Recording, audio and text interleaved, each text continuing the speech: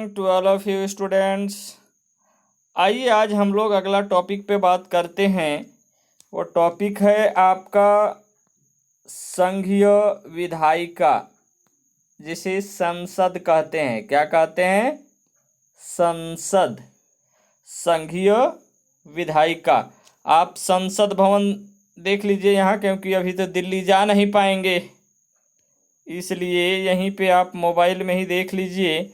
ये है आपका संसद भवन, ये जो दिख रहा है ना, ये देखिए, ये सेम इसी तरह से संसद भवन है। ठीक है, तो ये आपका संसद भवन है, जिसमें सभी सांसद लोग क्या करते हैं?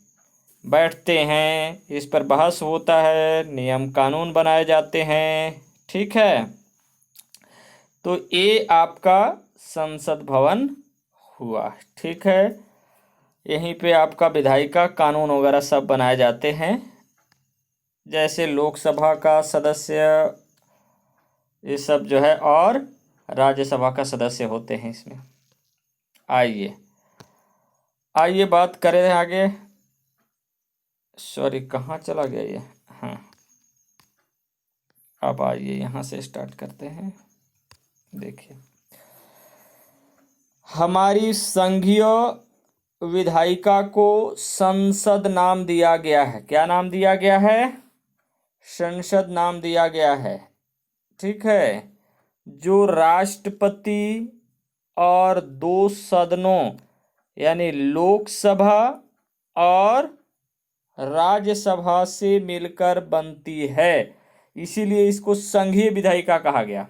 कौन कौन मिलकर के बनते हैं? राष्ट्रपति, लोकसभा और ये राज्यसभा।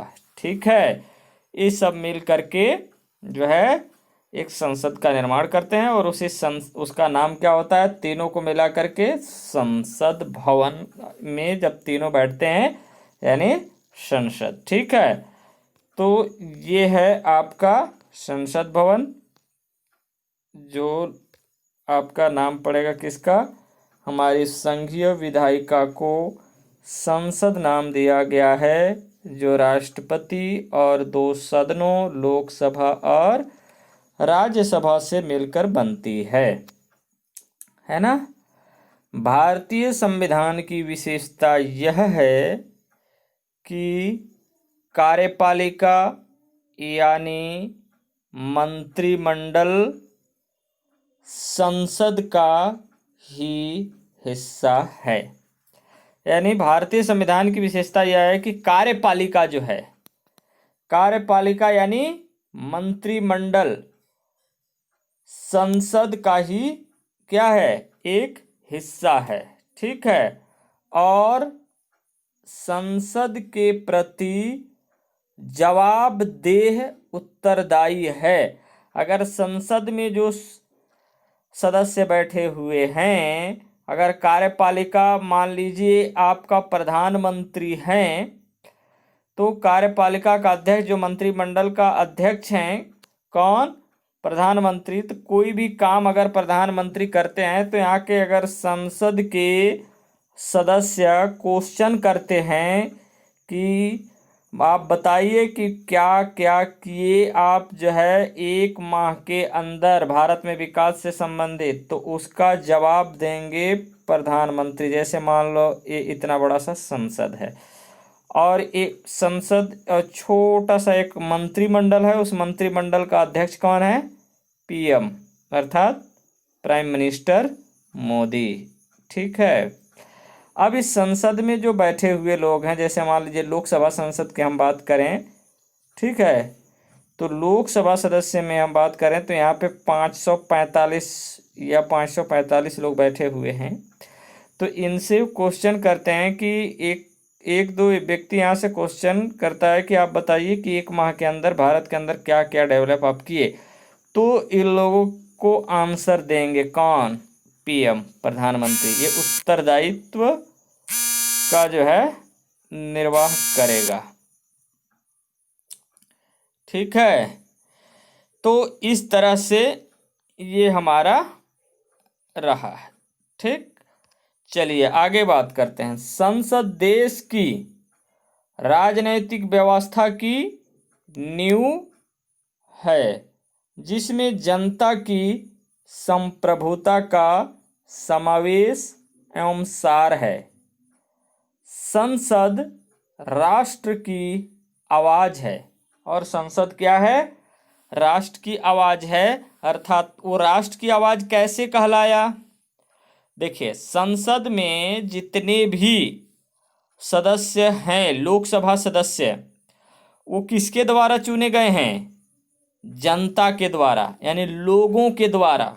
जब लोगों के द्वारा चुने गए हैं तो जो, अगर मान लीजिए आपके गांव से कोई लोकसभा सदस्य बन गया, ठीक है, और वो जा कर के संसद में बैठा, फिर अगले एरिया से भी गया, तो टोटल एरिया से जा करके वो वहाँ बैठा, तो किसके लिए बात करता है? यहाँ के जनता के लिए। किसके लिए? यहाँ की जनता के लिए। तो वो इसीलिए कहा गया कि संसद किसकी आवाज़ है? राष्ट्र की आवाज़ है, पूरे देश की आवाज़ है। ठीक है, तो ये बात आपको समझ में आ गया होगा कि संसद में जो लोग बैठे हुए हैं, जो सदस्य हैं, वो किसकी आवाज़ है? राष्ट्र की आवाज़ है। ठीक है, चलिए आगे बात करते हैं।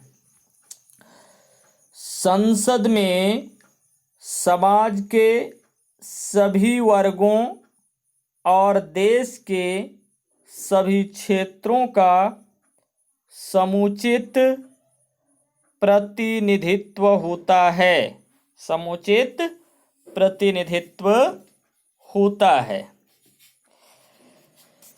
इस व्यवस्था में अनुसूचित जाति और जनजाति के प्रतिनिधित्व, यानी इस व्यवस्था में अनुसूचित जाति और जनजाति के प्रतिनिधित्व को सुनिश्चित करने के लिए आरक्षण की व्यवस्था की गई है।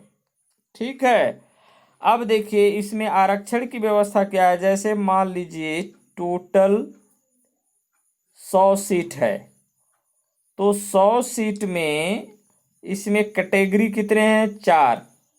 जनरल, आप जीएन से समझ लीजिए, जनरल, उसके बाद ओबीसी, उसके बाद एसटी, उसके बाद एससी। ठीक है, उसके बाद एक और होता है एंग्लो इंडियन। ठीक है, तो ये अब देखिए क्या है कि 100 सीट अगर टोटल है, तो 100 सीट में पता चला कि अगर ये लोग पिछड़े एरिया से हैं और ये लोग को सीट नहीं आरक्षित किया गया, तो पता चला कि जनरल, ओबीसी, ये या एंग्लो इंडियन पूरे सीट ले लिए, तो इनको एक भी सीट नहीं मिला। तो ऐसे स्थिति में जो है, इसको संतुलन बनाने के लिए उन्हें आरक्षण दिया गया कि 100 सीट में 20 सीट आप लोगों के लिए आरक्षण होगा कि इस पर एसटी एससी के कैंडिडेट ही चुनाव लड़ सकते हैं। ये बात आपको समझ में आ गया। और 80 जो बचे, वो 80 में जनरल, ओबीसी सभी। ठीक है, ये तो ऐसा है। ठीक है, चलिए आगे बात करते हैं। आरक्षण की गई है, लेकिन यह पाया गया है कि संसद में महिलाओं का प्रतिनिधित्व अपेक्षा से बहुत कम है। इस कारण कई वर्षों से एक संविधान संशोधन विचाराधीन है। मतलब अभी भी उस पर विचार चल रहा है, जिसके अनुसार संसद में महिलाओं को कम से कम 33% आरक्षण मिले। अभी तक उनको आरक्षण मिला ही नहीं है। लेकिन बात यह है, अगर हम पंचायत स्तर की बात करें तो 33% महिलाओं के लिए सीट आरक्षण कर दिया गया है। यानी जो पंच हैं, सरपंच हैं, इसमें महिलाएं 33% बिल्कुल भाग लेंगे, लेकिन हमारे लोकसभा में ऐसा व्यवस्था अभी तक नहीं हो पाया है। ठीक है, हालांकि महिलाएं अभी भी जा रहे हैं। इस बार अगर बात करें तो 78 महिलाएं जो है सांसद बन करके संसद में गए हैं। ठीक है, 2019 के चुनाव में। आगे आइए, सांसद सीधे या अप्रत्यक्ष तौर पर जनता द्वारा चुने जाते हैं। सीधे, अब देखिए सीधे का मतलब हुआ कि डायरेक्ट, जैसे अब यहाँ पे मैं बता देता हूँ। यहाँ पे देखिए ये 2 क्षेत्र हुआ है। एक होगा लोकसभा, LS लोकसभा, एक होगा राज्यसभा। ये दोनों का सांसद वहां पे जाते हैं। तो लोकसभा को कौन चुनता है? जनता, डायरेक्ट पब्लिक चुनती है। जैसे मान लो मेरा उम्र अगर 18 वर्ष हो गया है, तो मैं लोकसभा का जो प्रतिनिधि उठेगा, जो नेता यानी जो विधायक उठेगा, मैं उसको जो है अपना अंगूठा से जा करके और ठेपा लगा दूंगा, या तो बटन दबाना होगा तो बटन दबा दूंगा। आपके घर में माता पिताजी भी बटन दबा देंगे। ये जनता द्वारा डायरेक्ट चुना जाता है। लेकिन जो राज्यसभा का सदस्य होते हैं वो डायरेक्ट नहीं चुने जाते हैं। तो कैसे चुने जाते हैं, सवाल उठना चाहिए। ये जो है राज्यसभा है, मतलब हर एक राज्य से जाते हैं ये। जैसे हमारे यहाँ छत्तीसगढ़ में राज्यसभा सीट टोटल कितने हैं? तो 5 हैं। तो हमारे यहाँ से चुन करके राज्यसभा का जो सांसद हैं वो 5 गए हैं। तो देखिए क्या है कि इसमें जो विधायक हैं, छत्तीसगढ़ में जैसे 90 विधायक हैं, 90 विधायक। तो ये 90 विधायक मिल करके और इस 5 सदस्य को चुनते हैं। ठीक है, और यही लोग मिल करके चुनते हैं। तो ये जाते हैं राज्यसभा में, यानी दिल्ली में बैठने संसद भवन में। ठीक है, अब जनता तो चुनी इस 90 विधायक को, लेकिन ये 90 विधायक मिलकर के राज्यसभा के सदस्य। तो अप्रत्यक्ष कौन हुआ? राज्यसभा वाला। क्यों हुआ? क्योंकि जनता इसे डायरेक्ट नहीं चुन रही है, जनता द्वारा चुना गया प्रतिनिधि के द्वारा चुना जा रहा है राज्यसभा का सदस्य। लेकिन लोकसभा में क्या है? जनता डायरेक्ट चुन रही है। ठीक है, तो इस तरह से आप इसको भी समझ गए होंगे। चलिए आगे अब हम लोग बात करते हैं। अब आपको समझने में कोई दिक्कत नहीं होगा प्रत्यक्ष अप्रत्यक्ष वाला में। देखिए, सांसद सीधे में आप समझ गए लोकसभा, अप्रत्यक्ष राज्यसभा के सदस्य तौर पर जनता द्वारा चुने जाते हैं, और जनप्रतिनिधि जनता से संबंधित समस्याओं और शिकायतों को संसद में व्यक्त करते हैं। संसद में नीतिगत मुद्दों तथा कानून से संबंधित प्रस्तावों और मंत्रिमंडल के प्रस्तावों को विचार विमर्श करके पारित किया जाता है। कार्यपालिका अर्थात मंत्रिमंडल के कार्यकलापों पर बहस होती है और उसकी जवाबदेही को सुनिश्चित किया जाता है। इस प्रकार की निरंकुशता पर नियंत्रण रखने में संसद महत्वपूर्ण भूमिका निभाती है। ठीक है, तो इस तरह से आप देखें, ये आपका संसद और ये लोकसभा के बारे में, यानी लोकसभा और राज्यसभा और ये राष्ट्रपति के बारे में थोड़ा सा संक्षिप्त जानकारी। ये देखिए आपका जो है संसद में चर्चा हो रहा है। ये देख रहे हैं ना लोग, बिल्कुल यहाँ पे संसद में बैठे हुए हैं, कुछ खड़े हैं, बिल्कुल ये चर्चा होता रहता है यहाँ पे। आप कभी भी अगर आपको लोकसभा के बारे में सुनना है तो आप उसमें डालिएगा RSTV या तो LSTV, तो मोबाइल में यूट्यूब में आपको बिल्कुल दिखाएगा कि एकदम बिल्कुल चर्चा होता रहता है, गहमा-गहमी चलता रहता है। ठीक है, अब आइए हम लोग समझते हैं आगे लोकसभा और राज्यसभा के बारे में। ठीक है, तो आइए देखते हैं लोकसभा और राज्यसभा के बारे में। अभी आपने समझ गया है कि लोकसभा को कौन चुनता है, डायरेक्ट जनता, और राज्यसभा को जनता द्वारा चुने गए प्रतिनिधि यानी विधायक लोग चुनते हैं। ठीक है, तो आइए देखते हैं। भारत में दो सदनीय विधायिका की व्यवस्था की गई है। दो सदनीय विधायिका की व्यवस्था का मतलब कि लोकसभा और राज्यसभा, दो हो गए ना, एक लोकसभा और एक राज्यसभा। ठीक है, ये सदन है लोकसभा और राज्यसभा। लोकसभा के सदस्य पूरे देश के लोगों द्वारा सीधे चुनकर आते हैं, बिल्कुल समझ में आ रहा होगा। और राज्यसभा के सदस्य मुख्य रूप से विभिन्न प्रांतों अर्थात विभिन्न राज्यों की विधायिका द्वारा यानी विधायक द्वारा चुने जाते हैं। दो सदनों की क्या जरूरत है, क्वेश्चन यहाँ पे किया जा रहा है कि दो सदनों की क्या जरूरत है। केवल लोकसभा होती तो क्या होता। ठीक है, जैसे हमने ऊपर पढ़ा, भारत एक संघीय देश है जिसमें सत्ता केंद्र और प्रांत दोनों के बीच बटा है। कल हम लोग विकेंद्रीकरण केंद्रीकरण के बारे में समझ रहे थे।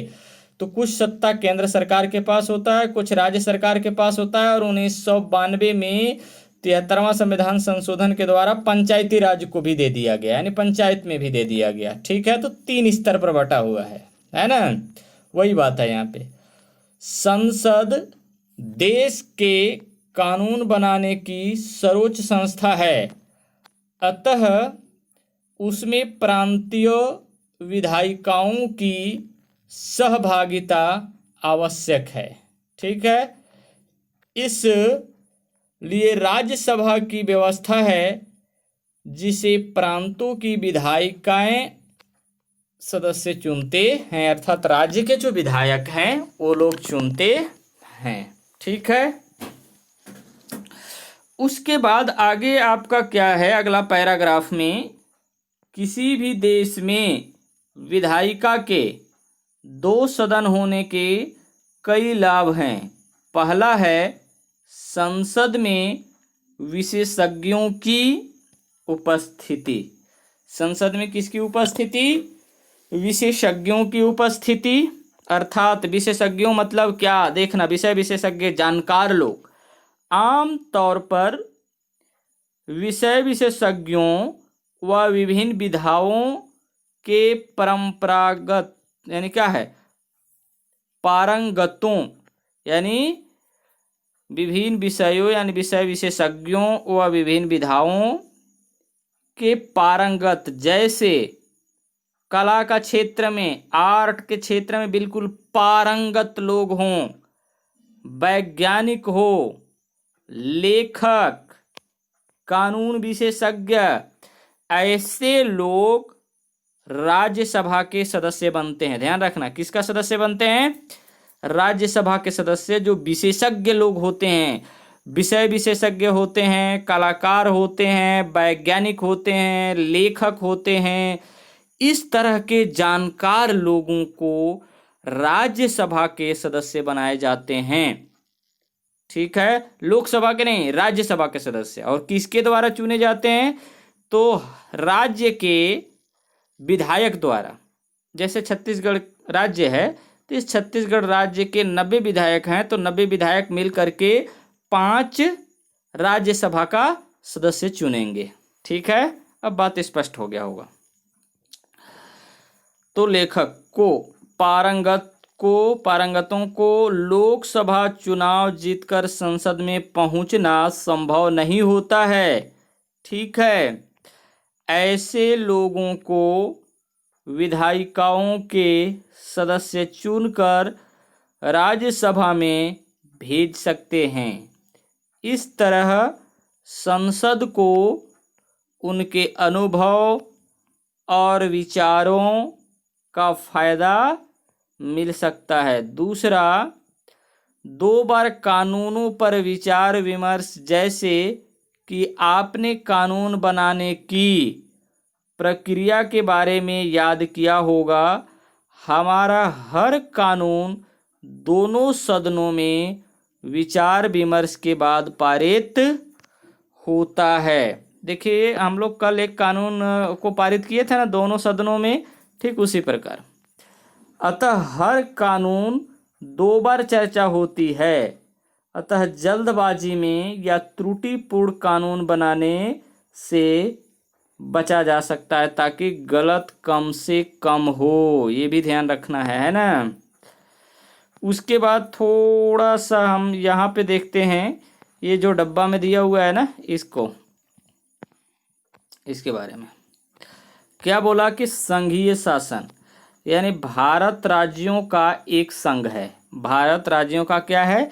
एक संघ है। जैसे भारत में 28 राज्य हैं, 8 केंद्र शासित प्रदेश।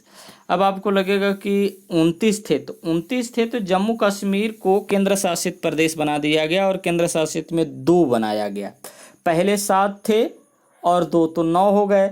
लेकिन दादरा नगर हवेली है ना और दमन दीव जो 2 थे उसे मिला करके 1 कर दिया गया। तो अब कितने हो गए केंद्र शासित प्रदेश? 8। ठीक है, केंद्र शासित प्रदेश 8 और 28 क्या हो गए? राज्य हो गए। तो कुछ नहीं, आपको याद करना ही कहाँ है, आप सिर्फ राज्य को याद करिए और इसका इकाई अंक को जो 8 है इसको केंद्र शासित प्रदेश कह दीजिए, बात खत्म है ना। चलिए आगे बात करते हैं। और संविधान द्वारा विधायी शक्ति को 2 स्तरों संघ और राज्य में बांट दिया गया है। संघ और राज्य में, संघ माने केंद्र सरकार, राज्य माने राज्य का सरकार। एक केंद्र सरकार और राज्य सरकारें अपनी अपनी सीमाओं में रहते हुए स्वतंत्र रूप से कार्य करती है। केंद्र अपने सीमा में रहकर काम करेगा, राज्य अपने सीमा में रहकर काम करेगा। ठीक है, यहाँ सारी सत्ता न केंद्र के पास है न ही राज्य पूरी तरह स्वतंत्र है। इस तरह से दोनों के पास सत्ता है। अब यहाँ बात आ रहा है प्रत्यक्ष निर्वाचन, अप्रत्यक्ष निर्वाचन। प्रत्यक्ष निर्वाचन में है जनता स्वयं मतदान करके प्रतिनिधि चुनती है, जैसे लोकसभा के सदस्य आदि, है ना। जनता स्वयं मतदान करके प्रतिनिधि चुनती है जैसे लोकसभा के सदस्य। लोकसभा के जो विधायक हैं, लोकसभा का जो सांसद हैं उसे जनता डायरेक्ट चुनती है, अभी बताया हूँ पीछे।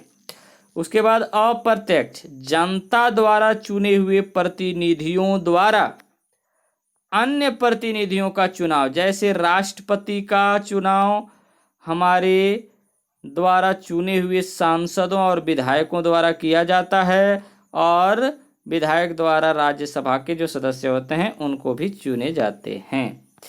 तो ये रहा आपका इधर का बात। अब आगे हम लोग जानते हैं, आगे हम संसद के गठन की मुख्य बातों के बारे में इस तालिका के माध्यम से समझने का प्रयास करेंगे, संसद का गठन के बारे में। ठीक है, आइए समझते हैं। बहुत रोचक भी है और मज़ेदार भी है। ठीक है, तो देखिए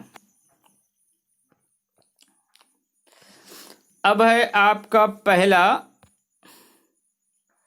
राज्यसभा और लोकसभा सदस्य संख्या। ठीक है, इधर दिया हुआ है, ये आपका सदस्य संख्या इधर ऐसे। ठीक है, और किसका? राज्यसभा का और लोकसभा का। अब आइए देखते हैं, राज्यसभा में अधिकतम कितने सीट हैं? 250 अधिकतम। ठीक है, 250। वैसे वर्तमान में देखा जाए तो कितना है, जैसे प्रांत है ना, प्रांत प्लस संघ शासित प्रदेशों। प्रांत मतलब राज्य और संघ शासित मतलब केंद्र शासित प्रदेश। विधायिका द्वारा निर्वाचित 238, राष्ट्रपति द्वारा मनोनीत 12, टोटल 250 हो गए। मोटा मोटी अब जान लो कि 12 जो होते हैं वो राष्ट्रपति अपने द्वारा मनोनीत करेगा, ये जनता इसे नहीं चुनेगी। लेकिन ये जो है 238 ये विधायक द्वारा यानी जनता द्वारा चुने गए प्रतिनिधि द्वारा चुन करके आएंगे। टोटल हो गया 250। लेकिन लोकसभा में क्या हलचल है? लोकसभा में अधिकतम 552 सीटें होंगे, अधिकतम 552 सीटें होंगे और सीधे चुनाव से 550 आएंगे और राष्ट्रपति द्वारा मनोनीत 2 होंगे। अब आपको लगता होगा कि ये मनोनीत क्या, तो राष्ट्रपति के पास ये अधिकार है कि 2 वैसे विशेषज्ञ लोगों को वो चुन सकते हैं, विशेषज्ञ लोग, और यहाँ पे 12 विशेषज्ञ लोग हैं और ये 2, ठीक है, लोकसभा में। अब आइए देखिए राज्यसभा में आयु का क्या सीमा होगा? कम से कम राज्यसभा के सदस्य बनने के लिए 30 वर्ष होना अनिवार्य है, ठीक है, ठीक है आयु। लेकिन लोकसभा का सदस्य बनने के लिए कम से कम 25 वर्ष की होने की जरूरत है, ठीक है। उसके बाद अधिवेशन संख्या साल में कुल सत्र। अधिवेशन, अब ध्यान रखना ये बहुत इंपॉर्टेंट है, पूछे जाते हैं। अधिवेशन संख्या कितने होते हैं? 3 सत्र या अधिवेशन होता है 3। कितने? 3 सत्र अधिवेशन, ठीक है। शीतकालीन अधिवेशन होगा एक, शीतकालीन, मानसून और बजट। बजट अधिवेशन 2 भागों में होता है, ठीक है। तो आपका शीतकालीन 1, मानसून अधिवेशन 2, बजट अधिवेशन 3 अधिवेशन हो गया, ठीक है। तो इस प्रकार साल में कुल 3 सत्र यानी 3 अधिवेशन होगा।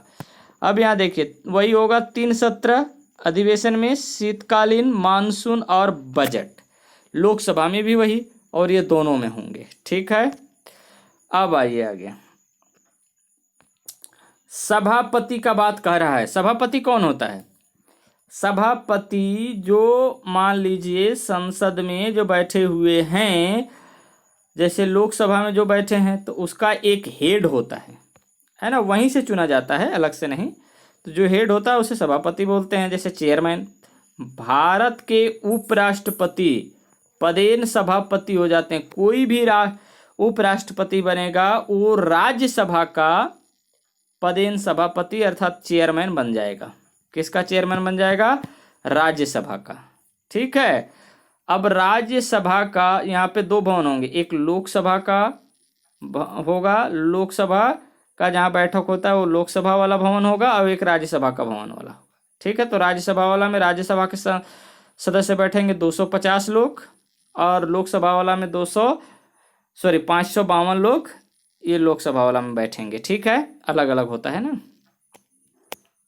अब देखिए यहाँ पे सांसदों द्वारा चयनित अध्यक्ष होगा स्पीकर, यहाँ पे स्पीकर बोला जाता है, और यहाँ पे सभापति चेयरमैन, ठीक है।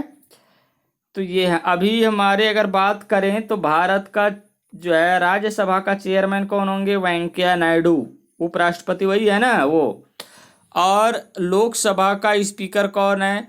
तो ओम बिरला। कौन? ओम बिरला, ठीक है।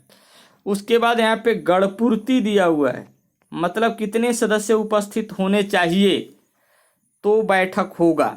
देखिए सदन में वैध कार्यवाही के लिए न्यूनतम उपस्थिति कुल सदस्यों का 1/10 हिस्सा कम से कम होने चाहिए।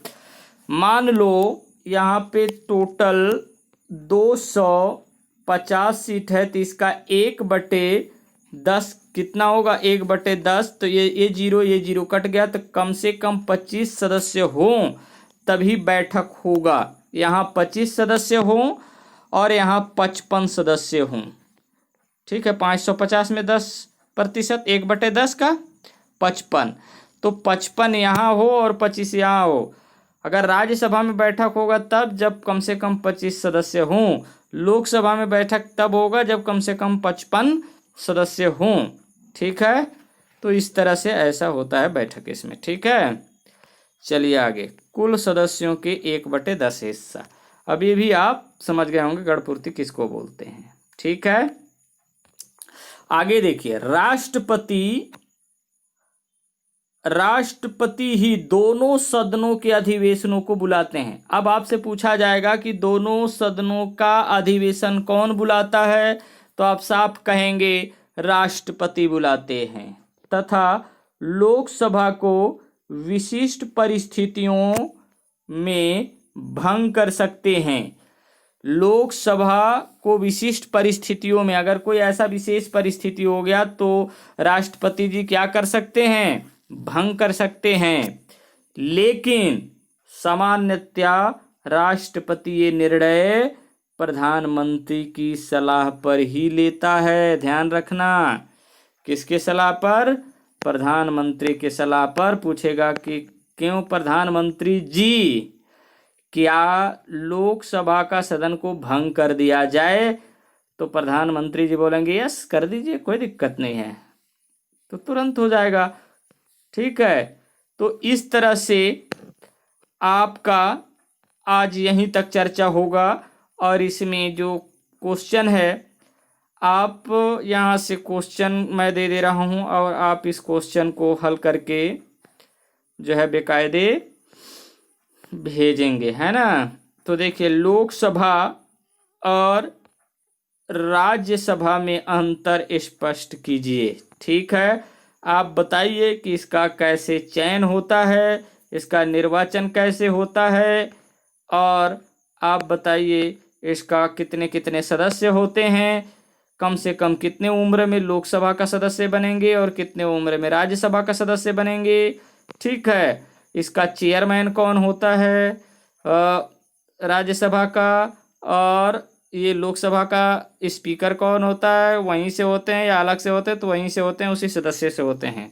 गणपूर्ति दोनों में कितनी की आवश्यकता होगा, इस तरह से। और दोनों सदनों को जो है अधिवेशन बुलाने का अधिकार किसके पास है, वो राष्ट्रपति के पास, राष्ट्रपति के पास। ठीक है, तो इस तरह से आप जो है उस क्वेश्चन को बना करके भेजेंगे। ठीक है, तो चलिए ये आप जो है काम करके भेजें ताकि अच्छा रहेगा। एक क्वेश्चन और लिखिए, किस सदन में सदस्यों की संख्या अधिक है, यह अंतर किस कारण रखा गया होगा। ठीक है, ये क्यों रखा गया होगा, तो आप देखिए कि जनता द्वारा डायरेक्ट चुन करके आ रहे हैं कौन, ये लोकसभा में, तो लोकसभा के सदस्य स्वाभाविक सी बात है कि ज़्यादा होगा, और राज्यसभा विशेषज्ञ लोगों की कम ज़रूरत होती है, इसलिए वहाँ पे कम है। चलिए धन्यवाद, बाकी हम अगले दिन फिर आपसे बात करेंगे। आज बस इतना ही। अगर यहाँ पे देखना चाहें तो आपका ये जो है, जो दिख रहा है यहाँ पे वीडियो में जो माइक लगा हुआ है, यही है आपका वेंकैया नायडू, जो यहाँ पे राज्यसभा RSTV में ये दिख रहे हैं। ठीक है, यही हैं राज्यसभा का पदेन सभापति, इसे चेयरमैन कहते हैं। ठीक है, चलिए धन्यवाद, बस आज इतना ही।